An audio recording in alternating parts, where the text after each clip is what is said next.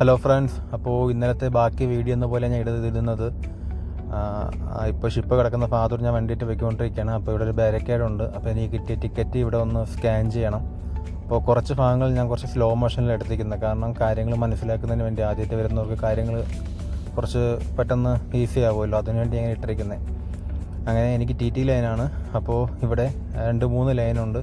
അപ്പോൾ നമ്മളത് ശ്രദ്ധിച്ച് പോകണം. നമ്മുടെ ഷിപ്പ് കിടക്കുന്ന ഭാഗത്ത് നമ്മൾ ഷിപ്പിൻ്റെ പേര് ചെയ്തിട്ടുണ്ട്. അപ്പോൾ ആ ഭാഗം നോക്കണം നമുക്ക് പോകാൻ വേണ്ടി.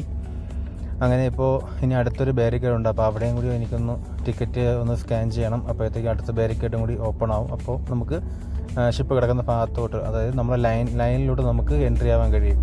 അപ്പോൾ എനിക്കിപ്പോൾ നിലവിൽ 8-9 എൻ്റെ ലൈൻ നമ്പർ എന്ന് പറഞ്ഞത്. അപ്പോൾ എനിക്ക് 8-ലോ 9-ലോ എനിക്ക് വണ്ടി ഇടാൻ കഴിയും.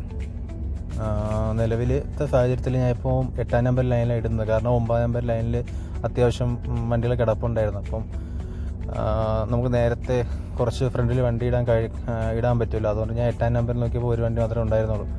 അപ്പോൾ അത് കണക്കാക്കി ഞാൻ 8-ൽ തന്നെ അങ്ങ് പിടിച്ചായിരുന്നു. അപ്പം ഫ്രണ്ടിലോട്ട് ഏറ്റവും ഫ്രണ്ടിൽ പോയി കിടക്കാൻ പറ്റും. അപ്പോൾ നമുക്ക് ഔട്ട് ഇറങ്ങുമ്പോഴത്തേക്ക് നമുക്ക് അത് കണക്കി ഇറങ്ങാൻ പറ്റും. അതുകൊണ്ടാണ് ഞാൻ നേരത്തെ ഇട്ടത്. സമയം ഇപ്പോൾ ഒരു 5:30 ആയിട്ടേ ഉള്ളൂ. 8:30 ഷിപ്പിനകത്ത് എൻട്രി ആക്കത്തുള്ളൂ. അപ്പോൾ ഇനി അതുവരെ ഇവിടെ നിൽക്കണം.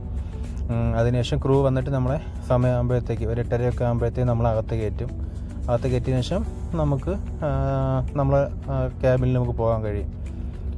അങ്ങനെ ഇതിനകത്ത് പോകുമ്പോഴത്തേക്ക് ശ്രദ്ധിക്കണമെന്ന് വെച്ച് കഴിഞ്ഞാൽ അവർ നമുക്ക് ഇലക്ട്രിക്കിൻ്റെ കേബിൾ നമുക്ക് തരും. ആ സമയത്ത് നമ്മൾ കണക്ട് ചെയ്തിട്ട് നമ്മളൊന്ന് വെയിറ്റ് ചെയ്യണം. കാരണം വെച്ചാൽ നമ്മൾ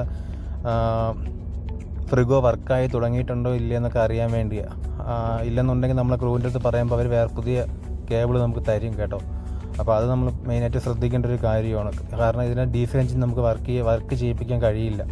ഇലക്ട്രിക് മാത്രമേ നമുക്ക് വർക്ക് ചെയ്യിപ്പിക്കാൻ കഴിയത്തുള്ളൂ. അപ്പോൾ അതുകൊണ്ട് നമ്മളത് പ്രത്യേകം ശ്രദ്ധിക്കേണ്ട ഒരു കാര്യമാണ്. അങ്ങനെ ഇപ്പോൾ ലോഞ്ചിൽ എത്തിയിട്ടുണ്ട്. അപ്പോൾ ഇവിടെ TVയും കാര്യങ്ങളും, കുട്ടികൾ കളിക്കാനുള്ള പ്ലേ ഗ്രൗണ്ടും, അതുപോലെ മുതിർന്നവർക്ക് നമുക്ക് ഈ ക്യാഷ് നമുക്ക് സ്വൈപ്പ് ചെയ്തിട്ട് നമുക്ക് കളിക്കാൻ പറ്റുന്ന ആ രീതിയിലുള്ള കാര്യങ്ങളൊക്കെ ഉണ്ട്.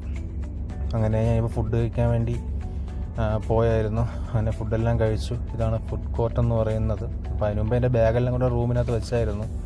അപ്പോൾ എൻ്റെ റൂം നമ്പർ 8001 ആണ്. അപ്പോൾ തൊട്ടടുത്ത് തന്നെയായിരുന്നു. അതുകൊണ്ട് റൂമിനകത്ത് പിന്നെ ഫുഡെല്ലാം കഴിച്ചിട്ട് വന്നിട്ട് ഒരു കുളിയൊക്കെ പാസ്സാക്കി. ഇനിയിപ്പോൾ രാവിലെ ഒരു 5:30 അടുപ്പിച്ചെന്നേ എന്തായാലും എത്തത്തുള്ളൂ. അപ്പോൾ രാത്രി വ്യൂ പ്രത്യേകിച്ച് കാണാനൊന്നുമില്ല, കാരണം ഇരുട്ടായതുകൊണ്ട് തന്നെ ഒന്നും കാണാൻ പറ്റത്തില്ല. അപ്പോൾ അത് പ്രത്യേകിച്ചൊന്നും എടുക്കാനില്ലായിരുന്നു. പക്ഷെ ഇപ്പോൾ മൂവായിട്ടില്ല നിലവിൽ. ഇപ്പോൾ ഉടൻ തന്നെ എടുക്കുന്നതായിരിക്കും. അപ്പോൾ പകലുള്ളൊരു രീതിയിൽ സ്വീഡനിലെത്തി. ഇതാണ് കാഴ്ച. പോർട്ടിൻ്റെ സ്ഥലത്തെത്തിയിട്ടുണ്ട്. അപ്പോൾ ഇതാണ് ഞാൻ വന്ന ഷിപ്പ് എന്ന് പറയുന്നത്. അപ്പോൾ ഇന്നത്തെ വിശേഷം ഇത്രയേ ഉള്ളൂ. Okay, bye.